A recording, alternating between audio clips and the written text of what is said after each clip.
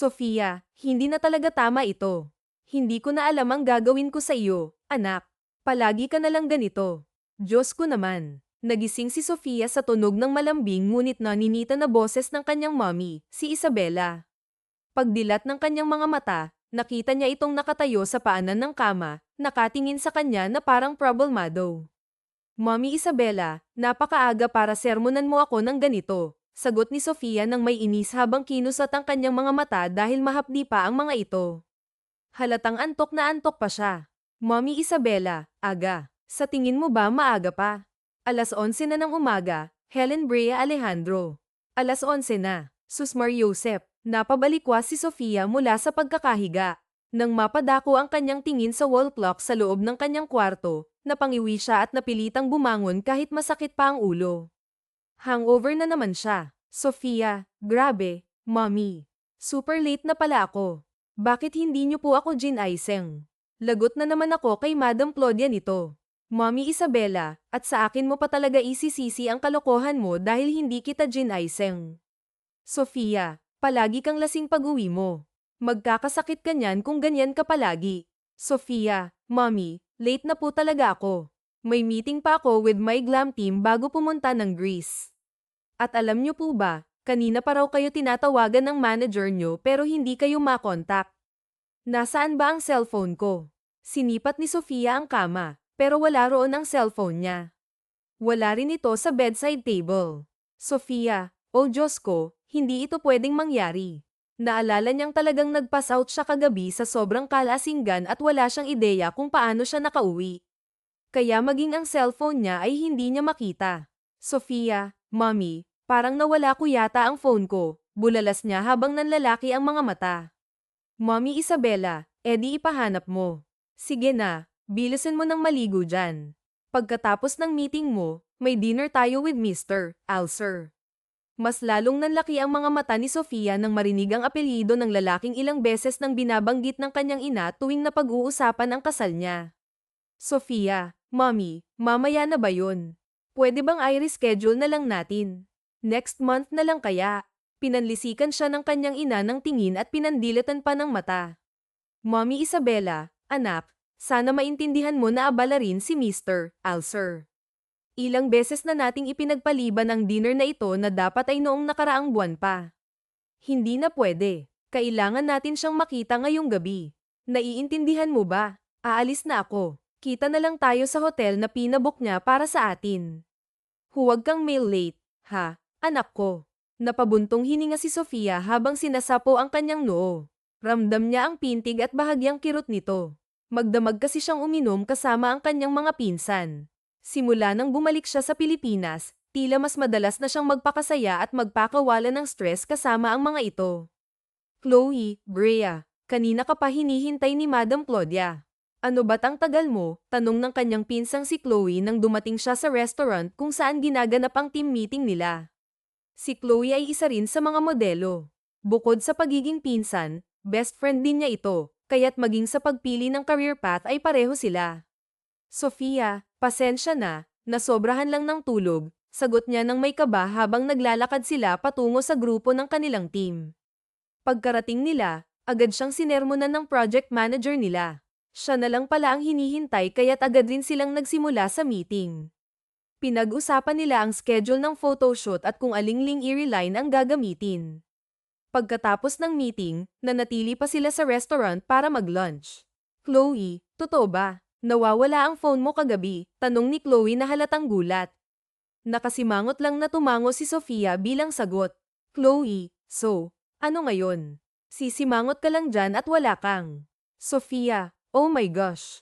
Napabalikwa si Sofia mula sa pagkakahiga at mabilis na tumayo. Nang mapatingin siya sa wall clock sa kanyang kwarto, napangiwi siya at napahawak sa ulo dahil sa biglaang kirot, isa na namang hangover. Sofia, nagpapanik. My God, Mommy. Super late na po ako. Bakit hindi niyo po ako ginaiseng? Nako, mapapagalitan na naman ako ni Madam Claudia ngayon. Mommy Isabela, mahigpit ang tono, at sa akin mo pa talaga isisisi, ha? Sofia, hindi kita ginaiseng dahil palagi ka nalang lasing pag-uwi mo. Kung ganyan ka ng ganyan, magkakasakit ka. Sofia, nagmadali, Mommy, wala na pong oras para sa sermon. Late na po talaga ako. May meeting pa ako with my glam team bago ang biyahe ko sa Greece. By the way, kanina ka pa raw tinatawagan ng manager ko, pero hindi ka makontak. Nasaan po ang phone ko? Sinipat ni Sofia ang kama at ang bedside table, ngunit wala roon ang kanyang cellphone. Sofia, halos maiyak, oh no. This can't be happening. Mom, I think I lost my phone kagabi. Mommy Isabella, may diin, edi ipahanap mo na lang. Sige na, bilisan mo ng maligo. At huwag mong kalimutan, pagkatapos ng meeting mo, may dinner tayo with Mr. Alcer. Biglang nanlaki ang mga mata ni Sofia nang marinig ang pangalan ng lalaking ilang beses nang binabanggit ng kanyang ina tuwing pinag-uusapan ang kanyang kasal. Sofia, nagmamakaawa, Mommy, mamaya na ba yun? Can we reschedule? Next month na lang po, please. Mommy Isabella, seryoso, anak, intindihin mo naman. Busy rin si Mr. Alcer. Palagi na lang nating ipinagpapaliban ang dinner date na ito, na dapat ay nangyari pa noong nakaraang buwan. Hindi na pwede. Kailangan natin siyang makita ngayong gabi. Naiintindihan mo ba? Kita tayo sa hotel na pinabook niya para sa atin. Huwag kang mail late, Sofia. Napabuntong hininga na lang si Sofia at napahawak sa kanyang noo, ramdam ang pintig at bahagyang kirot. Narration, magdamag kasi siyang uminom kasama ang kanyang mga pinsan. Simula nang makauwi siya sa Pilipinas, tila mas napapadalas na ang mga gabing naglalasing at nag-e-enjoy kasama ang mga ito. Pagdating niya sa restaurant kung saan ginaganap ang meeting ng kanilang team, sinalubong siya ng kanyang pinsang si Chloe. Chloe, naiiritang tanong, Brea, kanina ka pa hinihintay ni Madam Claudia. Ano ba't ang tagal mo? Narration, si Chloe ay isa sa mga modelo at matalik niyang kaibigan. Magpinsan sila, kaya't maging sa pagpili ng career ay pareho sila ng landas na tinahak. Sofia, kabado ang sagot, sorry, nasobrahan lang talaga ang tulog ko. Habang naglalakad sila patungo sa grupo, ramdam ni Sofia ang kaba dahil alam niyang siya na lang ang hinihintay. Pagdating nila, agad siyang sinermonan ng project manager nila. Narration, dahil siya na lang ang hinihintay, agad silang nagsimula sa meeting. Pinag-usapan nila ang schedule ng photoshoot at kung aling lingerie line ang gagamitin. Matapos ang meeting, nanatili pa sila sa restaurant para mag-lunch. Chloe, nagulat, what? You lost your phone kagabi. Sofia, nakasimangot, oo, hindi ko talaga alam kung saan ko naiwan. Chloe, may halong pang-aasar, so, sisimangot ka na lang dyan, or may plano ka bang hanapin yun? Nakangiti ngunit halatang irita, tumango siya bilang sagot. So ano ngayon? Sisimangot ka na lang ba dyan at wala kang balak hanapin ang cellphone mo? Tanong ni Chloe habang abala sa pagre-retouch ng makeup sa loob ng powder room. Paano ko naman tatawagan? I don't even memorize my number. Loka ka talaga, sagot ni Brea na may halong pagkadismaya. E di gamitin mo yung phone ko para matawagan ang cellphone mo. Gosh, Brea, you look so tired today. Pero kahit bangag ka, ang ganda mo pa rin sa romper dress na suot mo. Pero, girl, bangag ka talaga, biro ni Chloe habang tinitingnan ng pinsan mula ulo hanggang paa. E kasi naman, buntong hininga ni Brea, tuloy-tuloy na naman ang dinner mamaya with that Alcer. Oh really? Can I join you sa dinner na yan? Gusto ko namang makita ang magiging fiancé mo, tanong ni Chloe na may halong pang-aasar habang nakangiti. You can't, mabilis na sagot ni Brea sabay irap. Ni hindi ko nga gustong pumunta, pero si mommy ang iniisip ko. Ayoko siyang mapahiya. You have to, Brea. Or else, magiging business owner ka na lang forever. Goodbye na sa pagiging sikat na model. You choose. I don't have to choose, Chloe. I'm okay to marry him for the sake of my dream, sagot ni Brea habang nagsisimulang maghalongkat ng makeup sa sling bag niya. Napansin niyang nabura na ang nude lipstick na suot niya kanina. Oh, so ganun pala. E di kwentuhan mo ako tungkol sa fiancé mo ha. Sana naman pogi siya, just like your boyfriend Daniel. Biglang sumimangot si Brea nang marinig ang pangalan ng boyfriend niyang nasa London pa rin hanggang ngayon. Hindi pa nito alam na ikakasal na siya sa iba, at hindi rin niya alam kung paano ipapaliwanag ang lahat sa nobyo. Kahit super pogi siya, hindi ko siya magugustuhan. Mom told me na mas matanda siya sa akin ng 10 years, sagot ni Brea na halatang iritado. Napahagalpak ng tawa si Chloe sa sinabi ng pinsan.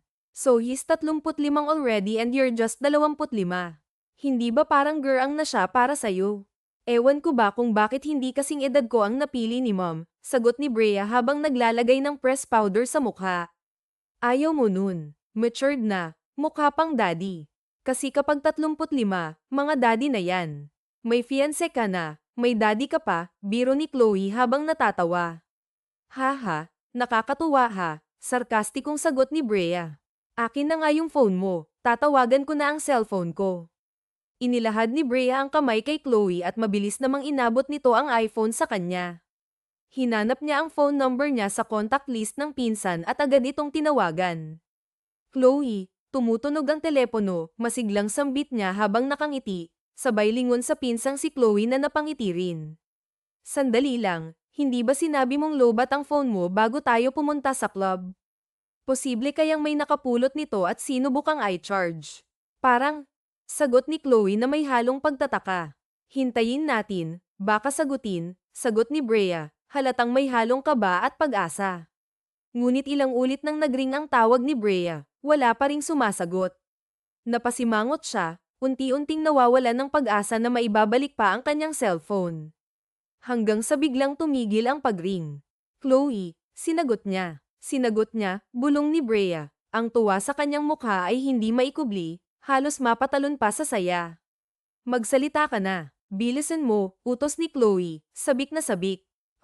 Hello, bungad ni Brea. Ngunit napakunot ang noo niya nang walang sumagot mula sa kabilang linya. Hello, ako po ang may-ari ng cellphone na hawak ninyo ngayon. Naririyan po ba kayo? Tanong niya, may halong kaba sa tinig.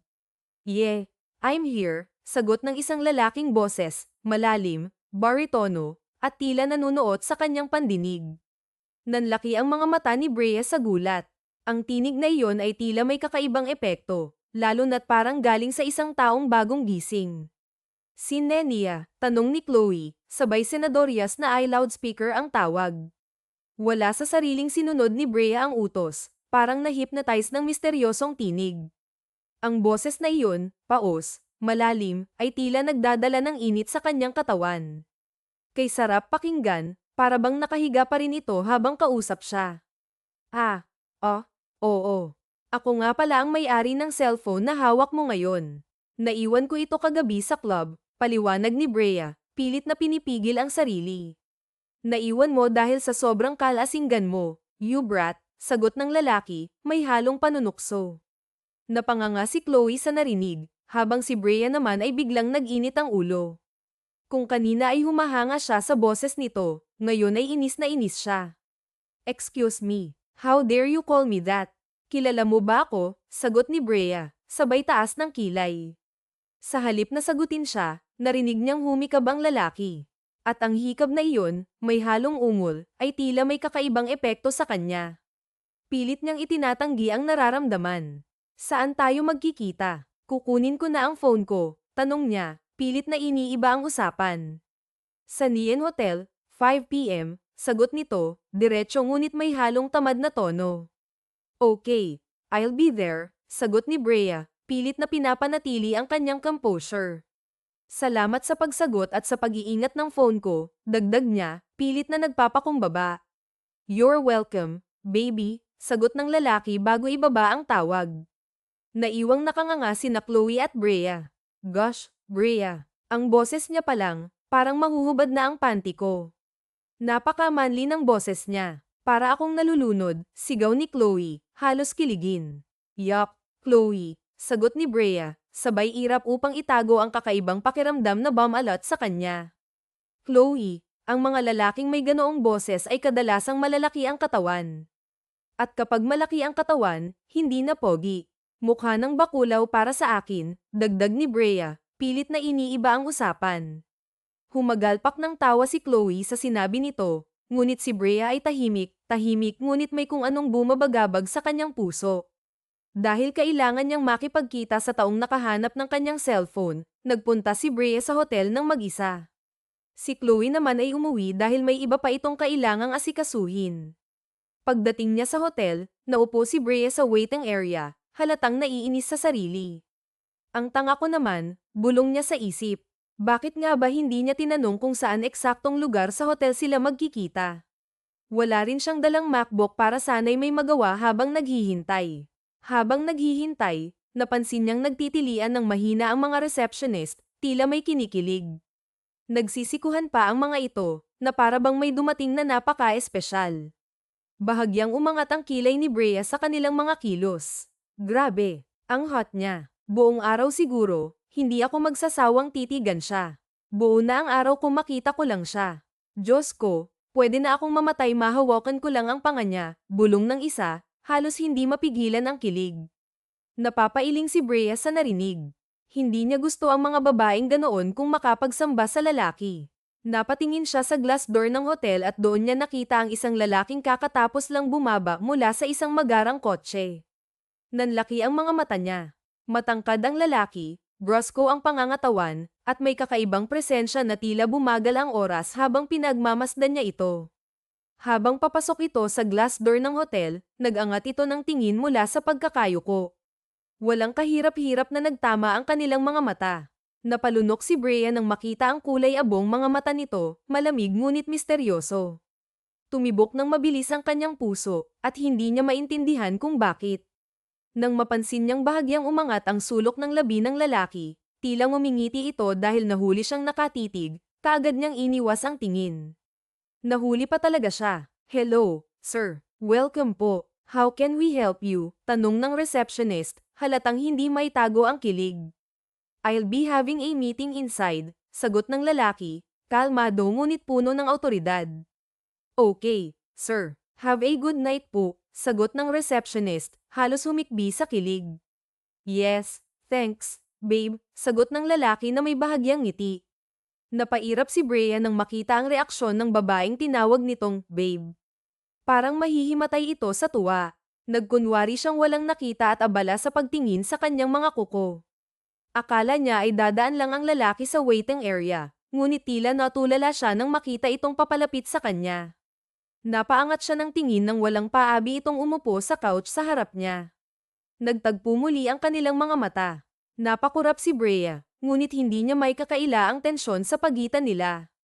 Nang mapansing tinitigan siya nito ng matindi, napairap siya, pilit na itinatago ang kung anumang bumabalot sa kanyang dibdib. Quit staring, malumanay ngunit may diin na sabi ni Sofia nang mapansin niyang walang ibang ginawa ang lalaki kundi titigan siya habang nakasandal ng komportable sa couch. Naiilang siya sa matinding titig nito. Hindi niya maitatangging gwapo ito sa malapitan, dahilan kung bakit hindi tumigil ang puso niya sa pagtibok ng mabilis. Ngunit hindi ito sumagot. Sa halip, may hinugot ito mula sa bulsa ng coat at inilapag sa mesa. Nanlaki ang mata ni Sofia nang makita ang kanyang cellphone. Oh my God, is this mine? Tanong niya, halos hindi makapaniwala habang nakatingin sa pamilyar na bagay. Akin nga to. Alam ko ang phone case dahil pina-customize ko to, dagdag niya, puno ng kumpiyansa. I guess we're in the same club last night. Naiwan yan sa couch kung saan ako dumaan. Kinuha ko para di mapunta sa maling kamay, paliwanag ng lalaki, kalmado ngunit may bahid ng misteryo. Oh, thank you. Akala ko hindi ko na mahahanap to, sagot ni Sofia, puno ng pasasalamat. I should be the one thanking you, ha? Thank you kasi nabusog ang mga mata ko sa picture mo, sagot nito, may halong biro at pang-aakit. What? Bulalas ni Sofia, namula ang mukha sa narinig. Kung kanina ay gusto niyang sambahin ang kagwapuhan nito, ngayon ay gusto niya itong sampalin. Actually, ayoko nga sanang isa uli yan, dagdag pa ng lalaki, tila pinapalala ang sitwasyon. At bakit? Tanong ni Sofia, ang kilay ay bahagyang umangat. Gusto ko sanang makatabi sa pagtulog, sagot nito, may ngiting nakakaloko. Stop it, galit na sabi ni Sofia. Gosh, napalundag siya sa kanyang kinauupuan, halos umuusok ang ulo sa galit. Dapat nagpapasalamat ako pero hearing you say that, hindi niya natapos ang sasabihin dahil ngumiti ang lalaki, tila naaaliw sa kanyang inis. Thanks but no thanks, pervert, matalim niyang irap bago tumalikod ng mariin, papunta sa elevator. I hate him, Chloe. Hindi siya pogi dahil manyak siya, reklamo niya nang makarating siya sa restaurant para sa dinner nila ng kanyang mommy at future stepfather. Pakiramdam niya ay umuusok pa rin ang ilong niya habang hinihintay ang ina. Tinawagan niya si Chloe para maglabas ng sama ng loob. Hindi ko alam kung ano pang ginawa niya habang tinititigan ang photo ko. Buti na lang may password, sabi niya, nagngingit-ngit pa rin. Gusto ko yan, Brie. Gwapo naman kasi, biro ni Chloe, halatang naaaliw. Napangiwi si Sofia. Magkaibang-magkaiba talaga sila ng pinsan pagdating sa tipo ng lalaki. Nang marinig ang boses ng kanyang mommy, nagpaalam siya kay Chloe at ibinaba ang tawag. Tumayo siya ng mabilis para salubungin ang ina. Akala niya, makakabawi na siya mula sa inis na naramdaman kanina. Pero nawala ang ngiti sa mga labi niya at ganoon na lamang ang muling panlalaki ng kanyang mga mata nang makitang nasa likuran lang naman ng mommy niya ang lalaking nakapulot ng kanyang cellphone. Oh gosh, this can't be happening, bulalas ni Sofia sa isipan habang parang tuod na nakatingin lang siya sa matikas na lalaki na ngayon ay papalapit na rin sa kanya. Nakaangat ang kabilang sulok ng labi na parang nangasar. Sofia, anak, bumeso sa kanya ang ina at ginagap ang kabila niyang palad. Buti naman at hindi ka late ngayon. On time din kaming nakarating ni Tim McGray. Ang sabi ko kasi ay hindi pwedeng ikaw ang mauna dahil may nipin ka. But it's good to know that you're already here. Kanina ka pa ba? No. Kaka-rating ko lang, Mom. Oh, by the way, Ethan, come here. Marahan niyang hinayla si Ethan papalapit sa kanilang dalawa. Pakurap-kurap si Sofia nang maamoy sa malapitan ang manly perfume ng lalaki. This is the day that I've been waiting for so long, ang maipakilala kayo sa isa't isa. I hope, meet my Yuna Kahiha, Helen Sofia Alejandro. And anak, this is Mr. Ethan Gry Alcer, ang lagi kong kinukwento sa'yo. The chairman of the Sunrise Group of Companies. They own a lot of private hospitals in the country, and they also have a pharmaceutical company. Nice meeting you, Mr. Alcer. Peke siyang ngumiti at nahihiyang inabot ang kamay para hindi mahalata ng mommy niya. Itong lalaki lang naman ang nangmanyak ng picture niya. The pleasure is mine, young lady, tugon nito habang tinanggap ang kamay niya. Ang sumunod na ginawa nito ay nagpasabog ng bolte-bolteheng kuryente sa loob ng katawan niya. Marahan lang naman itong hinalikan ang likod ng palad niya. Dumampi roon ang mainit nitong mga labi, at nakikiliti siya sa patubo nitong mga balbas. Maya-maya pa ay inalala sila nitong makaupo sa upuan. Magkatabi sila ng mommy niya, at nasa harap naman nila ang lalaki. Gusto niya itong irapan dahil parang wala lang dito ang naging sagutan nila kanina sa waiting area. Alam mo, anak, matagal ko nang napili si Mr. Alcer para sa'yo. He also came from a family who honors fixed marriage. At mukhang hindi naman ako nagkamali sa pagpili dahil nakikita kong bagay kayong dalawa. Kinikilig na sambit ng mommy niya at marahan pa siyang siniko. And what can you say, Iho, sa aking anak? Isn't she beautiful? Beautiful is not the right word to say, Mrs. Alejandro. Your daughter is gorgeous, anito matapos inumin ng wine, pero nakalapat pa rin sa kanya ang malagkit na tingin. Sa buong dinner nila ay halos hindi na magsalita si Sofia at itinoon na lamang ang pansin sa pagkain. Hinayaan niyang ang dalawa lang ang mag-usap. Puro lifestyle lang naman at negosyo ng lalaki ang pinag-usapan nila. Aminado siyang bigla siyang naging interesado sa lalaki nang malaman niya mula sa mommy niya na dati pala itong sundalo. Pero nawala din kaagad ang paghanga niya dahil nag-early discharge ang binata dahil sa pagnenegosyo. Ipagpalit ba naman ang bayan sa negosyo? Sa mga sumunod na araw ay ninanamnam lang ni Sofia ang bakasyon niya. Wala siyang ginawa kundi kainin ang lahat ng cravings niya tuwing cheat days niya. Pero isang umaga ay nabulahaw na lang ang mahimbing niyang pagtulog ng sunod-sunod na pagkatok ang narinig niya mula sa labas ng pinto ng kanyang kwarto. Ma'am Sofia, what is it? Maria, naiinis niyang tugon habang inaalis ang pagkakatakip ng kumot sa buo niyang katawan. Tumawag ho ang mommy niyo. Pinapasabi na mag-ayos na kayo dahil may party daw kayong pupuntahan mamaya. Bakit? Anong oras na ba? 3 o'clock na po ng hapon, Ma'am Sofia. Inaantok na iminulat niya ang mga mata. Ilang oras na pala siyang tulog, pero kulang pa rin iyon. Paano kasi ay magdamag na naman siyang party? Sa party ay nakasama niya ang nobyong si Daniel, nakakauwi lang mula London at wala pa ring kaalam-alam na ikakasal na pala siya sa iba. Bakit kasi kailangan pa akong isama sa birthday celebration na yan? Naiirita niyang tanong habang naliligo. Napag-usapan na nila iyon ng mommy niya, na kailangan niyang dumalo sa birthday party ng isa sa mga ka-business partner ng daddy niya noon. Hindi sila pwedeng mawala ng mommy niya. At makakasama niya doon si Ethan para makita ng lahat na siya ang napili nitong pakasalan. Marami raw kasing naghahabol sa binata na may kasal sa anak ng mga ito. Ano ba siya? Hari ng business at pinag-aagawan siya. Ganoon ba siya kagaling pagdating sa negosyo? And I'm sure naman mas marami pang mayayaman sa amin na pwedeng piliin. He can benefit them more. Bakit sa akin pa? Nakataas ang kilay na tanong niya. Matapos maligo ay dali-dali siyang lumabas ng bathroom dahil narinig niyang nagring ang kanyang cellphone. Pero nangislap ang mga mata niya nang makitang may isang malaking kumpol ng bulaklak ang nakapatong sa ibabaw ng magulo niyang kama.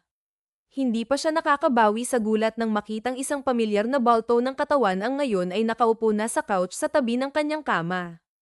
Ethan, bulalas niya sa nanlalaking mga mata. What are you doing here? I really don't know what took you so long inside the shower. Kanina pa ako naghihintay, magkasalubong ang kilay na ani nito. Sa halip na sagutin ang tanong niya, sinabi ko bang maghintay ka? I said, what are you doing here? Bakit ka nakapasok sa kwarto ko? Bumilis ang pintig ng puso ni Sofia nang tumayo ito pero hindi inaalis ang tingin sa kanya. Ngayon ay bumababa na ang tingin nito sa may bandang dibdib niya. Sinusundo ang mapapangasawa ko, bulong nito sa tenga niya nang tuluyan ng makalapit sa kanya. Halos mapugto ang hininga niya nang walang paabang humalik ito sa pisngi niya. Sabay tayong aalis. Sa akin ka sasakay, ani nito habang namumungay ang mga matang nakatitig sa kanya. Hindi niya tuloy alam kung ano ang sasabihin. Pabigla-bigla ang bawat kilos nito. Nahihirapan siyang makabawi. Sanay siyang may mga matang nakatitig sa katawan niya, pero ngayong nakatabing naman ang towel sa katawan niya, para siyang hinuhubaran ng kung paano siya tingnan ni Ethan. Nanunuyo ang lalamunan niya, lalo pa at sobrang lapit nila sa isa't isa. Pwede mo akong sunduin nang nasa labas ka lang naghihintay. May permiso ako galing kay tita na pumasok dito sa kwarto mo. At isa pa, kapag kinasal na tayo, hindi lang naman kwarto mo ang papasukin ko. Lihim siyang napalunok dahil sa makahulugang sinabi nito. Umakyat ang init sa mukha niya nang bumaba ang tingin nito sa labi niya, patungo sa cleavage niya. Nag-iwas na lamang siya ng tingin. Maghintay ka pa, matagal akong magbihis, aniya. Tatanggo na sana siya sa walk-in closet sa may bandang kanan nang maagap na napigilan siya ni Ethan sa kamay. Para siyang kinuryente nang magdikit ang kanilang mga balat. Ayokong pinaghihintay ng matagal, tila inis nitong sabi. Kaya naman napangiti siya. Mas lalo lang kasing gumugwapo ito kapag naiinis. E di mauna ka, pang-aasar niya. Mabagal akong mamili ng susuotin. Minsan nasa stock pa ako sa closet kapag wala akong mahanap na magandang susuotin. Sige na, okay lang naman sa akin kung mauna ka na. I can drive naman eh. I can help you choose what to wear, baby. Kaya rin kitang bihisan if you'll allow me ta. Umawang ang bibig ni Sofia dahil sa narinig. Kaya nitong sakyan ang pang-aasar niya, at mas matindi pa ang ginawa sa kanya dahil nagagawa nitong palakasin ang pagtibok ng puso niya dahil lang sa endearment na, baby. Anong gusto mong unahin kung isuot sa'yo? Bra, thong. Alam na alam mo talaga kung anong underwear na sinusuot ng mga babae, no? Or sanay ka lang talagang nagpapasubo? Napahalakhak ang binata sa naging tanong niya. Napakurap pa siya dahil kahit pagtawa nito ay kay sarap pakinggan ng paulit-ulit. You look like a suspicious wife. Nakataas pa ang kabilang kamay mo. Hindi niya naman alam na ganoon pala ang naging reaksyon niya. Selosa yata ang soon-to-be wife ko. Selosa ka dyan. Basta maghintay ka. Umupo ka ulit doon, sanggol niya na lamang at mabilis na tinungo ang walk-in closet. Matapos niyang magbihis at mag-makeup, lumabas siya kaagad. Naabutan niya si Ethan na prenteng nakasandal sa couch at nakapikit ang mga mata. Natutulog pa kaya ang binata? Ngayon niya lang napansin na mukha itong pagod. Ni hindi nga nito namalayan na nakalabas na pala siya. Nang humakbang siya papunta sa vanity mirror niya, nagising ito at tumayo na rin. You look tired. Pwede naman siguro na huwag kang pumunta, mahinang aniya habang tinitingnan ang sarili sa salamin. Concern ka, asa ka. Namalayan niya na lamang na nakalapit na ito sa kanya, nakatitig sa kanya mula likuran. Pero ang sumunod nitong ginawa ay nagpawis sa bewang niya at marahang hinayla papalapit dito. Bumangga tuloy ang likuran niya sa matigas nitong katawan. Gusto niya pang mapapikit ng maramdaman ang kung anong matigas na bagay sa may bandang puso nito. Bahagya niyang nilayo ang sarili dahil para siyang sinisilaban ng apoy. Halatang napakalandi ng mapapangasawa niya. Huwag kang malikot, bulong nito sa tenga niya. Bakit? Anong gagawin mo? Kabado niyang tanong nang parang may hinuhugot ito sa bulsa. Magkahinang pa rin ang kanilang mga mata sa salamin. Ganoon na lamang ang pamimilog ng mga mata ni Sofia nang buksan nito ang isang maliit na kahon at inilabas ang kumikinang na kwentas. Nakaawang lang ang mapupulan niyang labi nang isuot nito iyon sa kanya. Bagay na bagay sa kanya. Ano to? Para saan to? A gift for my beautiful soon-to-be wife. Hindi niya napigilan kung mawala ang ngiti sa kanyang mga labi.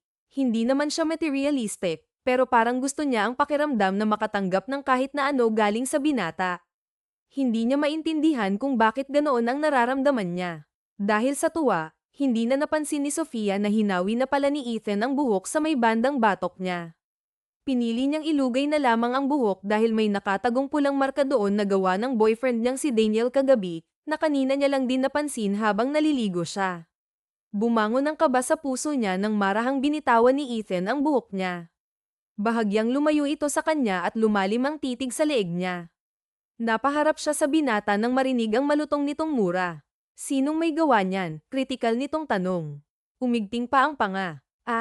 Sagot niya. Napakurap si Sofia nang tumaas ang boses nito. Galit ang mga matang nakatingin sa kanya. At bakit ba siya nakakaramdam ng takot? Hindi niya naman kailangang magpaliwanag. Wala naman siyang ginagawang masama. Wala namang sa kanila para magalit ito. Huwag mo nga akong pagtaasan ng boses. I don't like that. Inirapan niya ang binata. Galing yan sa boyfriend ko. Okay ba? Nasabi ni mom sa'yo na may boyfriend ako. Kailan lang nangyari to? Kagabi. Ano pang mga ginawa niya sa'yo, ha? Bakit ba tanong ka ng tanong? Hindi mo naman siguro kailangang malaman pa yun, di ba? Ikakasal ka sa akin. I need to know everything. Tila nagliliyab ang mga matang sabi nito. Wala naman kaming ibang ginagawa. But of course, we're in a relationship. We make out, kiss, and touch, ganun lang. Pero hindi naman lumalim pa doon, break up with him. What? You heard it right, Helen Sofia Alejandro.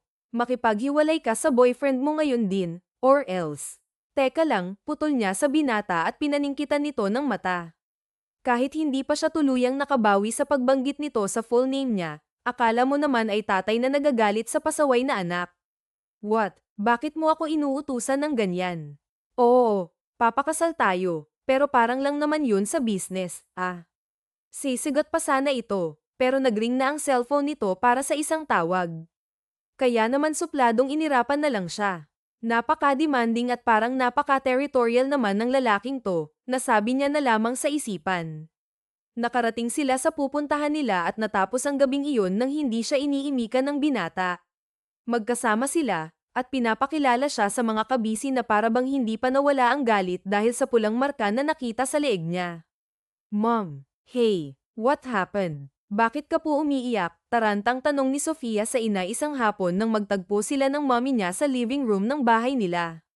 Maom, antag niya ulit sa ina dahil parang wala ito sa sarili. Can you calm down? How can I calm down? Sofia, putol na sanggal nito sa kanya, puno ng frustration ang mata. Your ninong Greg stole a lot of money from the company. Nabibwisit ako kung paano pinagkatiwalaan noon ng daddy mo ang lalaking iyon. At ginawa pang vice president ng negosyo natin. Napakalaking pera ang tinangay niya. Napapailing si Sofia. Ninong Greg is his dad's best friend.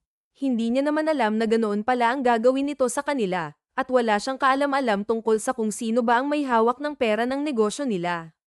Hindi na po ba mababawi yung pera, Maom? Kahit mabawi pa, Sofia, mahihirapan tayong makabangon muli. Ngayon pa na itinigil na ni Mr. Alcer ang proposal sa kumpanya natin. Ano bang ginawa mo at umurong siya sa napagplanuhan? You mean Ethan Gray? Yes, ayaw niya na daw may kasal sa'yo. He even ended everything without a clear reason. Pati mga investments niya sa company ay babawiin niya. Wala na akong mahanap na mapagkakatiwalaan na maaaring humawak sa negosyo natin. Napapagod na ako, Sofia. Gusto ko nang magpahinga. Hindi ko naman gustong pasanin mo ang lahat because I know you have a dream that you want to pursue. Hindi ko na alam ang gagawin ko. Si Ethan na lang ang nakikita ko kung magbabangon sa oil company natin. Dahil ba sa pulang marka sa leeg niya kaya nagkakagano ng Ethan na yon? Ang lalaking yun, talagang huling-huli ang inis niya. Wala na siyang ibang nakikitang dahilan kung bakit umurong ito sa kasal nilang dalawa. Tumabi siya ng upo sa ina at hinaplos ang likuran nito. Gagawin ko ho ang lahat, mapapayag lang siyang may kasal sa akin. Don't worry, ma. Akong bahala. Kailangan niyang tapusin kung ano man ang meron sa kanilang dalawa ni Leah. Sa ngayon, mas mahalaga sa kanya ang kumpanya na pinalago noon ng daddy niya at pinapahalagahan pa rin ng mommy niya magpahanggang ngayon. I need to talk to Daniel. Where is he? Tanong niya kay Braxton, isa sa mga best friends ng nobyo niya. Nasa loob siya ng club na pagmamay-ari ni Braxton. Kanina niya pa hindi makontak ang boyfriend niya kaya nagtungo na siya roon. Doon lang din kasi ang tambayan nito kapag wala pang trabaho. Ah, si Braxton ba? Hindi ba siya nag-message sa'yo? Kumunat ang noo niya dahil kanda yutal-yutal kung makasagot si Braxton. Parang may tinatago. That's why I came here, Braxton, dahil hindi ko siya matawagan. Ah, hindi niya ba nasabi sa'yo na ngayon na ang balik niya sa London? Baka nasa airplane na yun. Halos hindi nito matapos ang sana ay sasabihin nang biglang sumulpot si Britney mula sa loob ng kwarto ng office ni Braxton. Alam niyang magkalandian ang dalawang ito. Oh, Sofia, you're here. Si Daniel ba ang hanap mo? Britney, stop, saway ni Braxton, pero nagpatuloy ang babae. Nasa VIP room siya at may kasamang babae. I said stop. Ano ba, Brax? Bilang babae, ayoko namang itago kay Sofia ang nakikita ko. Daniel is cheating on Sofia, at hindi mo pwedeng pagtakpan ang kaibigan mo sa kalokohan niya. Biglang umakyat ang init sa ulo ni Sofia dahil sa narinig. Kumuyam ang kamao niya dahil sa panginginig. Hindi niya alam kung inaasar lang ba siya ni Britney dahil mula pa noong high school pa sila ay hindi talaga sila magkasundo. Pero ngayon ay kita niya ang sinseridad sa mukha nito. Umakyat ka sa taas, Sofia. Gusto mo, samahan kita para dalawa tayong sumabunot sa babae ni Daniel. Thanks, but no thanks. Umirap siya at tinalikuran na ang dalawa. Totoo nga ang mga narinig niya mula kay Britney dahil pagkaakyat niya pa lang sa VIP room na madalas na pinapasukan ng nobyo niya, ay nakita niya ito roon at may kalampungan na makatinghigad si Vanessa, isa sa mga kasamahan niya sa modeling na hindi niya rin nakasundo noon pa man. Nanlalaki ang mga mata ng dalawa nang makita siya mula sa nakabukas na pinto.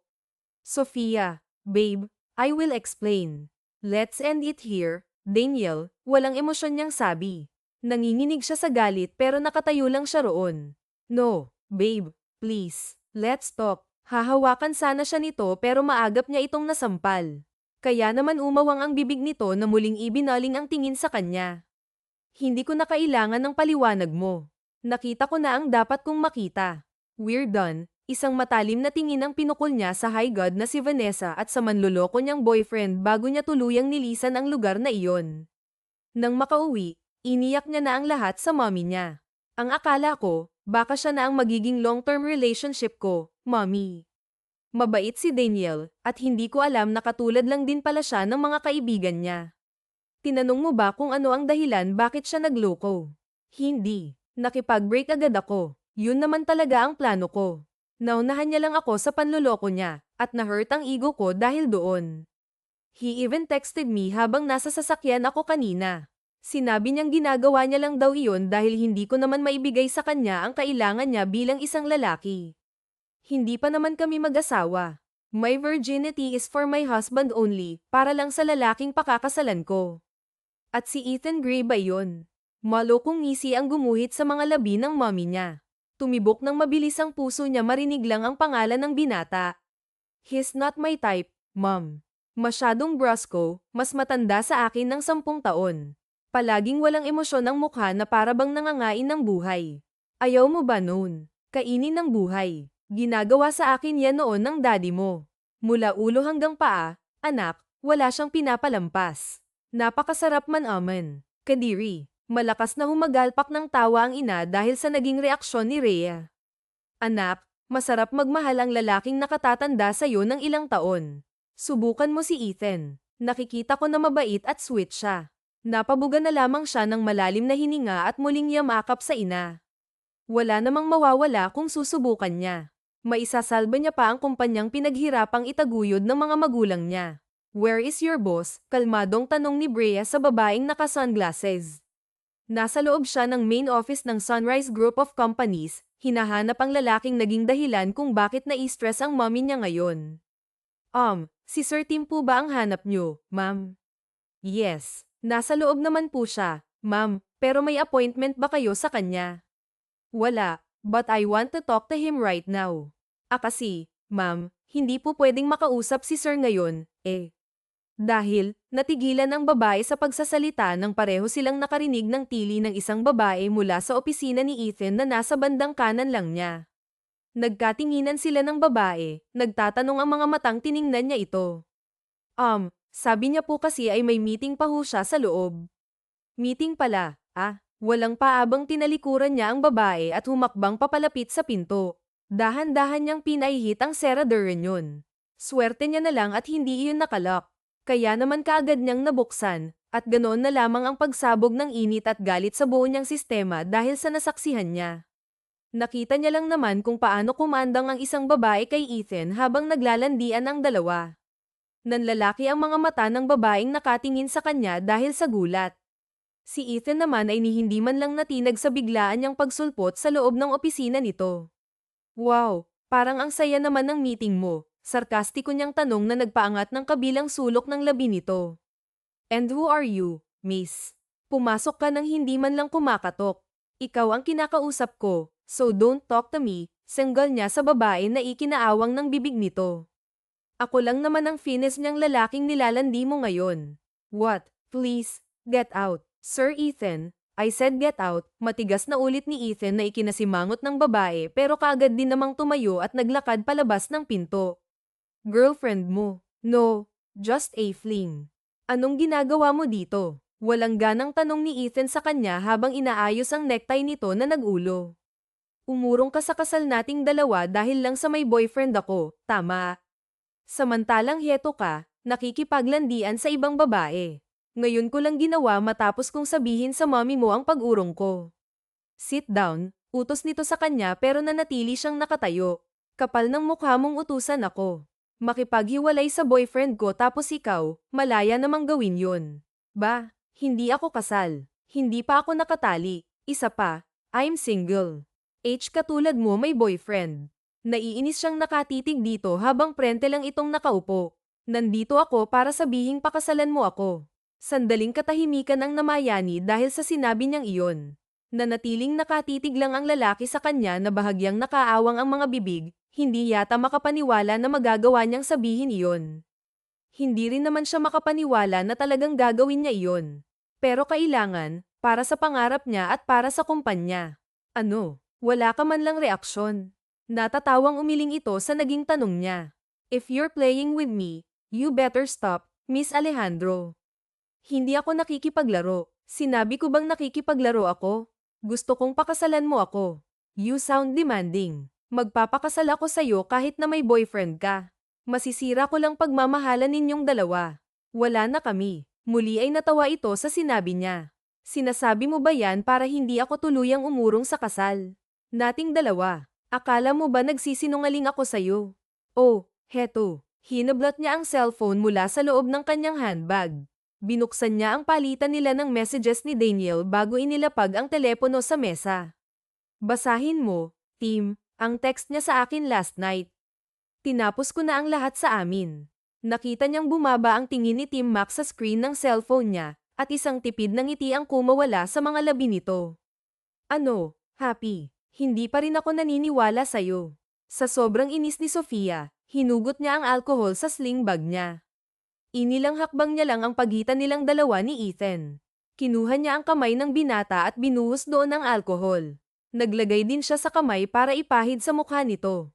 Tsaka siya kumandang sa binata at hinayla ang necktie nito, dahilan para maglapit ang mukha nilang dalawa. "Hindi ako nagpapakandong sa lalaking hindi ko boyfriend. Nagpapakandong ako sa'yo ngayon para ipaalam sa'yo na akin ka na." Girlfriend mo na ako, okay. Maghiliw na napatitig lang si Ethan sa mga mata niya, natutuwa sa kinikilos niya. At para saan yung alkohol? Tanong nito, sabay hila sa bewang niya para mas lalong maglapit ang katawan nilang dalawa. Sumabog na yata ang boltahe ng kuryente sa katawan niya nang tumama sa pisngi niya ang mainit nitong hininga. Para ay dismiss na tigilan mo na ang pambababae mo. Gusto ko ako lang, wala nang iba pa. HMM. Possessive, natatawa nitong sagot. Paano naman ako makakasiguro na hindi ka rin manlalalaki? Hindi ako katulad ng iniisip mo, okay.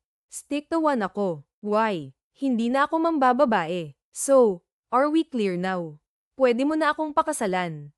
Ibabalik mo na ba ang lahat ng investments mo sa company namin? Definitely. Tumango ito at humalik sa balikat niya na kaagad niyang pinigilan.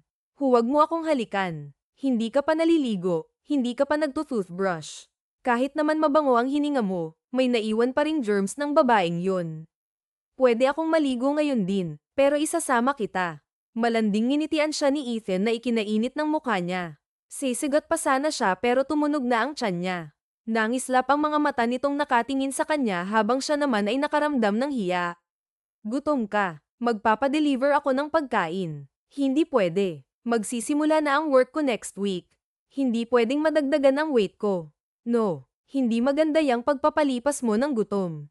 You should eat. Bago pa man siya makasagot, kinuha na nito ang cellphone at nagpa-deliver ng pagkain sa loob ng office nito. Hindi niya napigil ang mapangiti. Concern ito sa kanya. Mabilis na lumipas ang mga araw. Sila ni Tim Mac ay nagkakalapit ng loob. Maraming ginagawa ang binata sa kanya na labis niyang kinakagat. Minsan ay madyay gising na lamang siya na nasa loob na ito ng kwarto niya. Binibisita siya at dinadalhan ng magagandang bouquet ng flowers. May isang umaga pa na nagising siya na may singsing nang nakasuot sa daliri niya. Sobra siyang naiyak, hindi dahil sa tuwa kundi dahil sa inis. Nag-propose ito nang bagong gising siya, ni hindi pa siya nakakaligo at nakakapag-makeup man lang. Alam niyang para lang sa merging ng businesses kaya sila magpapakasal, pero hindi niya pa rin mapigil ang manghinayang. Minsan nga lang may mag-propose sa kanya, na sa ganoong ayos pa siya. I hate you so much, Tim McGrail Kendor. Naiinis niyang bulyo sa binata habang nakasandal ito sa headboard ng kama niya at yakap siya mula sa likuran. Nagsibagsakan ang luha niya sa labis na inis. Pinangarap kong ma-engage, pero hindi sa ganitong paraan. Wala ka man lang karomantak-romantic sa katawan. Kahit business lang ang pagpapakasal nating dalawa, sana nag-effort ka man lang na pakiligin ako. Baby, I'm sorry. I just can't wait na isuot yan sa'yo. I flew from here to London para lang mabili ang singsing. Bigla siyang natigilan sa narinig. Pumunta kang London. Tak ang tanong niya at bahagyang ikiniling ang ulo para makita ang mukha nito. Malamlam lang ang mga mata nitong nakatitig sa kanya. Kailan pa? Naalala mo pa noong dinalaw kita at nagpaalam na may business trip ako? Wala talagang business trip. Pumunta ako sa favorite jewelry shop ni Mommy sa London para bilhin yang singsing. Umawang ang bibig ni Sofia. Kaka-rating ko lang kaninang madaling araw. Dumiretso na ako dito just to propose to you. Propose ka dyan. Ni hindi mo nga ako tinanong ng will you marry me? Hindi ko na kailangang itanong pa. Dahil sa ayaw mo at sa gusto, papakasal ka sa akin, and I'll arrange everything within this week. This week na tayo ikakasal. Aha, tumango ito at marahang inayos ang posisyon nilang dalawa. Ngayon ay nakahiga na sila at ginawa niyang unan ang kabilang braso ng binata. Napagdiskitahan lambingin at araw-araw ay mas lalo pang naging touchy sa kanya. Hindi niya rin naman itatangging unti-unti niya nang nagugustuhan ang bawat haplos nito.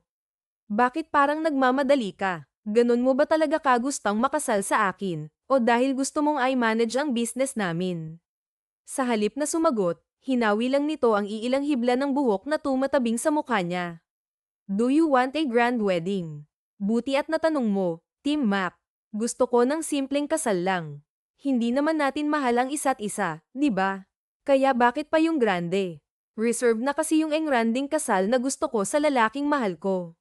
Sa sinabi niya, ay nagsalubong ang kilay ng binata. Hindi yata nito nagustuhan ang lumabas sa bibig niya. What do you mean? Maghihiwalay rin naman tayo, di ba? Kapag na-manage mo na ng maayos ang business namin at makaka-benefit ka doon. Sa tingin mo, maghihiwalay pa tayo? Oo, Posibleng mangyari yun. Kaya gusto ko, secret lang ang marriage natin. At saka, isa akong Lindy model. Pinagbabawal ng agency ko na malink ako sa kahit na sino. So, isisiksik na gawin yun. Ikakasal tayo pero hindi ibig sabihin na itatali natin ang isa't isa. At saka, may isa pa akong pakiusap. Ano yun? Sumusuko nitong tanong na para bang walang magagawa kundi ang sumunod na lamang sa lahat ng sasabihin niya.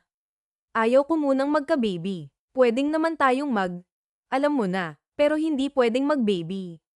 Halos hindi na natuloy ni Sofia ang mga sana ay sasabihin ng bigla niyang mapagtanto kung ano man ang lumalabas sa bibig niya. Nahihiyang napapikit siya dahil nakakalokong ngisi ang gumuguhit ngayon sa labi ni Ethan. So, hindi mo ako pagbabawalan kung ano man ang gusto kong mangyari sa ating dalawa. Kung pagbibigyan mo ang mga hiling ko, ibibigay ko rin ang lahat ng gusto mo. Kahit na mag-advance na ako ng L-making ngayon, ha? Pero hindi pa tayo kasal, Napabungis-ngis na lamang siya nang walang palam na pinuno ng halik ni Ethan ang mukha niya. At nang tumigil ang mga labi nito sa labi niya, ay natigilan siya. Pakiramdam niya ay tumigil ang oras ng sandaling nagtagpo ang kanilang mga labi. Iyon ang unang halik na binigay ni Tim Max sa kanya.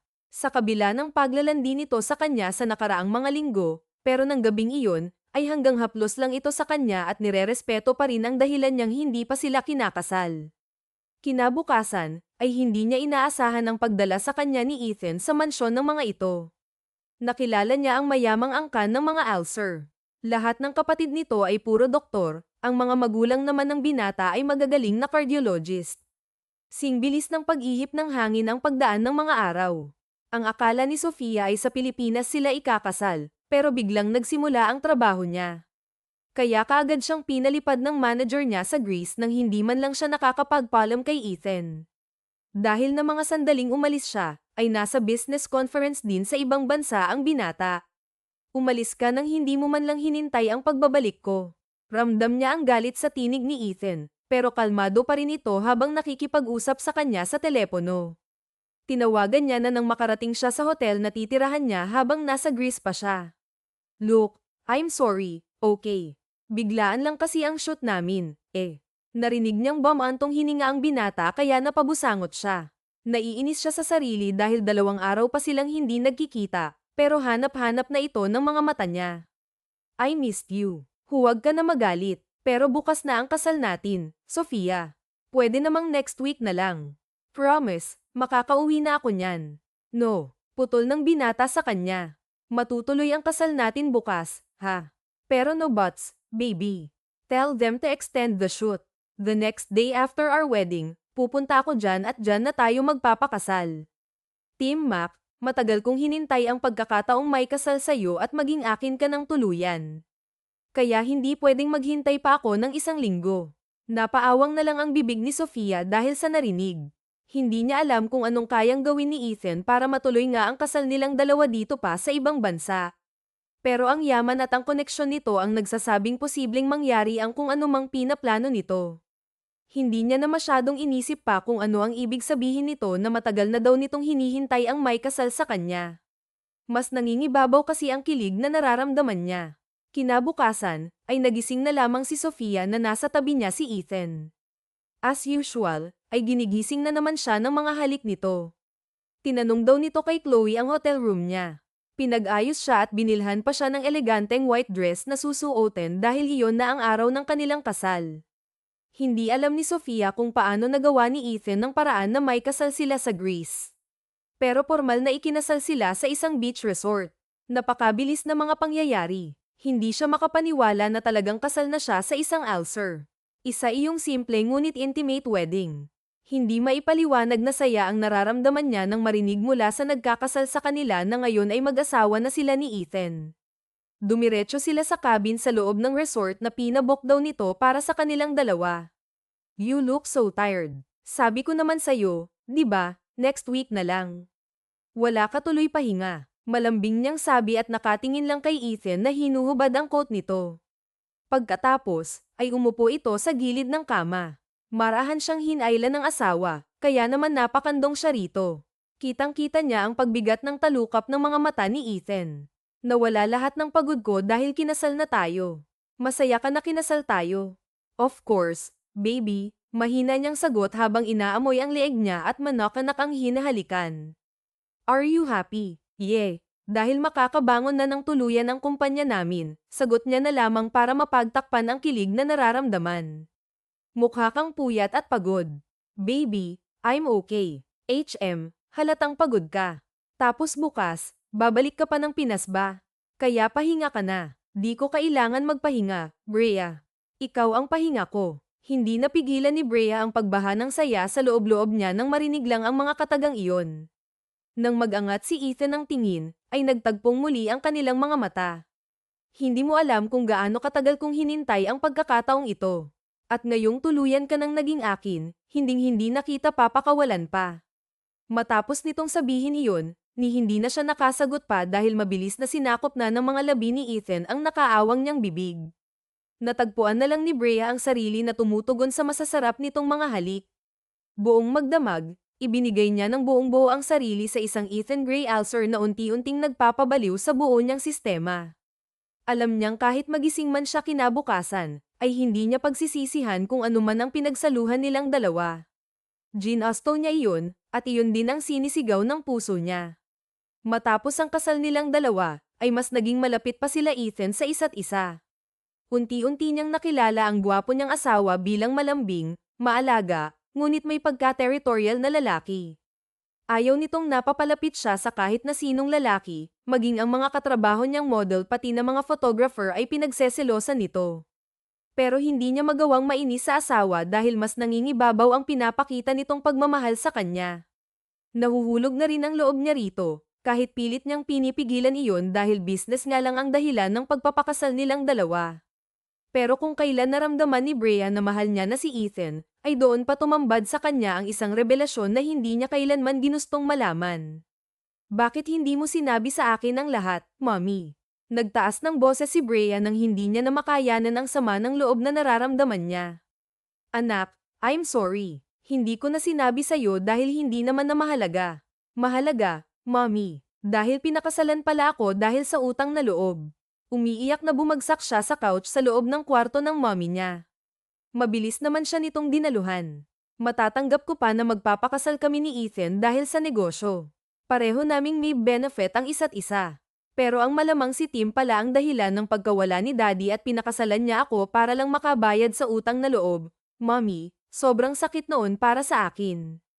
I'm sorry, anak. I'm sorry, anak. I'm so sorry. Pero kagustuhan ito ng daddy mo. Wala akong magagawa. Hindi ko naman kayang hindi pagbigyan ang huling kahilingan ng daddy mo. Alam mong mahal na mahal ko siya. Napapailing si Brea. Kahapon kasi ay nagkausap sila ng Ninong Benya, isang retired news anchor na malapit ding kaibigan ng daddy niya noon. Masaya raw ito na ikinasal na siya, pero hindi raw papayag na hindi niya malaman ang totoong dahilan ng pagkawala ng daddy niya. Alam kong nagkaisip ka na noong mawala ang daddy mo. At sa pagkakaalam mo ay namatay siya sa gitna ng Zamboanga, panimulang kwento ng ninong niya nang magkausap sila sa loob ng bahay nito. Dinalaw niya ang ama-amahan nang malamang nagkasakit ito. Pero ang totoo niyan, Brea, hindi mawawala ang tatay mo kung hindi niya sinagip ang isang sundalo. Ibinuwis niya ang buhay niya at sinalo ang bala na para sana sa sundalong iyon. At ang taong sinagip niya ay walang iba kung hindi si Captain Tim Gray Ulcer. Umawang ang bibig ni Brea at nanlaki ang mga mata niya nang marinig ang revelasyong iyon. Kaya naman, wala siyang sinayang na sandali at hinarap niya ang mommy niya para kumprontahin ito. At dahil sinagip ng daddy si Ethan, ay nakiusap siya na pakasalan ako para may taong mag-alaga sa atin at sa negosyong iniwan niya. Mommy, unti-unti ko nang minamahal si Ethan. Paniwalang paniwala ako na may nararamdaman na kami sa isa't isa. Pero ginagawa niyo lang ang lahat ng ito dahil sa utang na loob niya kay Daddy. Sana ho, una pa lang sinabi niyo na sa akin. Masakit para sa akin na siya ang dahilan ng pagkawala ni Daddy, pero siya pa ang nakakasama ko at pinakasalan ko. Hindi naging madali para kay Brea na tanggapin ang bagay na iyon. Kaya naman, pagka-uwi ni Ethan galing sa isang business trip, ay kaagad niya itong kinumpronta. Hahalik pa sana ito sa kanya, pero umiwas siya na labis nitong ikinabigla. My baby looks grumpy. Bad mood yata ang asawa ko. Gustuhin niya mang kiligin sa sinabing iyon ni Ethan, pero mas nang ibabaw ang galit niya. May problema ba? Tanong ni Ethan. Ikaw ang problema ko, baby. All this time, Tim, ni hindi mo man lang sinabi sa akin ang totoo. Nagsalubong ang kilay ng lalaki dahil sa sinabi niya. Nawala ang kaninang antok sa mga mata niya. Business lang ba talaga ang dahilan kaya ka nag-invest sa company at kaya mo ako pinakasalan, Bria? What do you mean? Tanong ni Ethan. You know what I mean, Ethan. Sinalo ni Daddy ang bala na sana ay para sa'yo, kaya siya nawala. Sa sinabi niya, ay unti-unting nawala ang emosyon sa mukha ng kaharap. Bahagyang umigting ang panga niya, isang bagay na nakikita lang niya kapag nagagalit ito sa mga empleyado nito. Sinong nagsabi sa'yo? Tanong ni Ethan. Hindi mo na kailangang malaman kung sino. Ang mahalaga ay nalaman kung hindi dapat kita pakisamahan dahil ikaw ang dahilan ng pagkawala ni Daddy. Baby, let me explain. Explain what? Galit niyang senggol, sabay pagbagsak ng mga luhang kanina niya pa pinipigilan. Ipapaliwanag mo na namatay ang daddy ko dahil wala kang kwentang sundalo. Hindi ito makapaniwalang nakatitig sa mga mata niya. Wala na siyang pakialam kung masaktan ito sa mga sasabihin niya. Ethan, ikaw ang sundalo sa inyong dalawa. Your mission is to protect the country and its people. Bakit si daddy pa, na isa lang civilian, ang sumagip sa'yo? Dahil doon, nawalan ako ng ama sa murang edad pa lamang. Tuluyang napahagulgol si Bria. Bria, hindi mo naiintindihan. Mag-usap tayo ng mahinahon, please. No, ayoko na makipag-usap sa'yo. Bayad ka na sa utang na loob mo kay Daddy, at ako na ang bahala sa mga iniwan niya. Let's end it here, Ethan. Baby, please don't say that. Nakikiusap ang mga mata nitong nakatingin sa kanya at sinubukang gagapin ang mga palad niya. Pero patuloy siya sa paglayo rito. Hindi ko kayang makisama sa taong naging dahilan ng pagkawala ng ama ko. I will file a divorce.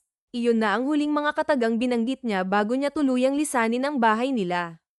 Hinabol pa siya ni Ethan, pero mabilis siyang nakaalis. Sa mga sumunod na araw, ay nakalipad na siya kaagad papuntang London para sa trabaho niya. Alam niyang alam ni Ethan kung nasaan siya, pero hindi siya pinupuntahan o nilalapitan. Kahit paminsan ay ramdam niyang sobrang lapit na nito sa kanya, pero hanggat walang hudyat mula sa kanya na pwede na siya nitong kausapin, ay alam naman nito ang lugar nito. Hindi niya tinuloy ang pag-file ng divorce dahil umiiyak na nakiusap noon ang mommy niya bago siya umalis ng bansa. Hindi niya rin naman gugustuhing masaktan niya ng lubusan ng ina. Anak, baka naman pwede na kayong mag-usap ni Team Mac. Kawawa naman siya, anak. Alam mo bang halos wala na siyang pahinga? 2 negosyo ang mina-manage niya, yung sa atin at saka yung sa pamilya niya, pakiusap sa kanya ng ina nang dumalaw ito sa kanya sa Paris. Isa ding dahilan ng pagpunta ng ina ay para mag-shopping. It's been 6 months, Bria. Natitiis mo ng ganyan katagal ang asawa mo. Mommy, asawa ko lang siya sa papel. Ikaw talagang bata ka. Nasabi mo na sa akin na may nararamdaman ka na sa kanya. Natigil siya sa pagsipsip ng smoothie na in-order niya nang marinig ang katotohanan iyon. Dahil ang totoo, sa loob ng 6 na buwan na pag-iwas niya, ay miss niya na si Ethan. At aminado siyang mahal niya nga ang Captain Alcer na iyon. Bria, walang kasalanan si Ethan. Ikinwento ng Ninong Ben mo sa akin ang lahat na hindi mo na narinig noon dahil sa galit mo. Tahimik na hinintay niya ang mga susunod pang sasabihin ng mommy niya. Isa raw sundalong doktor si Ethan. At noong panahong iyon, ay sa team nila napasama ang daddy mo na abala sa pagkuha ng report dahil iyon ang trabaho niya. Unti-unting nauubos ang mga kasamahan niyang sundalo, at sa gitna ng labanan, ay kailangan niya pang gamutin ang mga sibilyan na nag-aagaw buhay na dahil nadamay sa gyera. At habang ginagawa niya ang panggagamot, ay napansin ng daddy mo ang isang sniper na nakatutok ang armas kay Ethan. Anak, sinalo ng daddy mo ang balang iyon. Hindi para maging bayani o kung ano paman, at para ngalan siya ng kahit na ano sa kanyang pagkawala. Ginawa niya ang bagay na yun dahil alam niyang si Ethan na lang ang makakapagsalita. Kung mawala ang kapitan na kasama nila, ay walang makakapag-ulat sa nangyari. At bilang pasasalamat ni Ethan, ang tanging hiling lang ng daddy mo ay pakasalan ka at alagaan tayo. Dahil kilala niya si Ethan, at alam niyang hindi niya tayo pababayaan. Hanggang sa mawala siya, ay tayo lang ang iniisip niya. Ganoon niya tayo kamahal, anak. Buong araw na hindi nawala sa isip ni Bria ang mga sinabing iyon ng mommy niya. Kung tutuusin, ay si Ethan pa pala ang naipit sa sitwasyong iyon. Pero pinili pa ring pakasalan siya dahil utang nito ang buhay sa daddy niya. Wala itong choice. Hindi dapat siya ang nagagalit. Sa nangyayari dahil sa kagustuhan iyon ng kanyang ama, sa mga nalaman ay hindi na napigilan ni Sofia ang sarili na tawagan ang asawa niya. Kailangan niyang lunukin ang pride niya para lang makausap muli si Ethan. Pero nang sagutin nito ang tawag niya, ay nagsalubong ang kilay niya dahil tila wala itong ganang kausapin siya. "Why are you calling?" Malamig nitong tanong. "Aba, bakit parang galit ka? Ayaw mo bang tumawag ako?" "Ayoko," maikli nitong tugon. Tila bumagsak ang balikat ni Sofia sa narinig at hindi siya nakapagsalita dahil sa labis na pagkabigla. Buti na lang at wala siyang kasabay sa elevator paakyat sa hotel room niya dahil nagsibagsakan talaga ang mga luha niya sa paraan ng pakikipag-usap ni Ethan sa kanya. "Eh di sige, ayaw mo pala akong kausap, ah? Sige, hinding-hindi na kita tatawagan at hindi na rin ako makikipag-usap sa'yo kahit kailan." Nasasaktan niyang ibinaba ang cellphone at lumabas ng elevator pagkabukas niyon. Pero para siyang naestatwa sa kinatatayuan ng tuluyan na siyang makapasok sa hotel room niya. Kulay abong mga mata ni Ethan ang bumungad sa kanya. Umawang ang bibig niya habang ayaw namang tumigil sa pagbilis ang pintig ng kanyang puso. "Ang sabi ko, ayoko. Ayoko makipag-usap sa'yo sa cellphone lang. Because we have to talk like this, face to face," ani Ethan. Ni hindi niya halos matapos ang pagbanggit niya sa pangalan ng binata.